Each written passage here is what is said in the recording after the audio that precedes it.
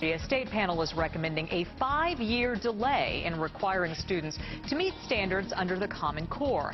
Education policy leaders say teachers should be protected when their students don't test well, and the state's largest teachers union wants a 3-year suspension on consequences linked to the Common Core. There are some New Yorkers, including the governor, who say today's announcement is a step in the wrong direction. News 4's Emily Gugemus joins us now from the newsroom with more. Emily? Diana, Governor Andrew Cuomo says Common Core's implementation in New York has been flawed and mismanaged from the start, adding the Board of Regents is using this situation as yet another excuse to stop the teacher evaluation process. After 20 forums, the New York State Education Department releases this 30-page report. The learning standards are in place and are going to stay in place. Robert Bennett was one of 6 Board of Regents who drafted the recommended changes.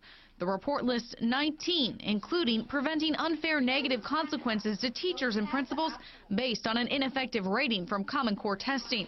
And they've requested more funding for schools, including appropriate funding for professional development. Overall, we believe we were responsive to the requests, and the last thing we did was we have delayed for a year and a half any use of the data that's coming forth. We will just put that on hold until the legislature can deal with that contract that exists. To be absolutely honest, as a parent, I am insulted by their recommendations today. For parents like Eric Mielbergel, who founded New York State Allies for Public Education, the report leaves them feeling like their voices haven't been heard. Basically, what they've done is they've ignored all of the core problems that parents have been extremely concerned about over the last 6 months at all the forums. Mielbergel was hoping to see a moratorium on the nature of high-stakes testing and the sharing of students' personal data. They've put together a set of solutions that don't even scratch the surface of what the real problems are. We changed what we could change, and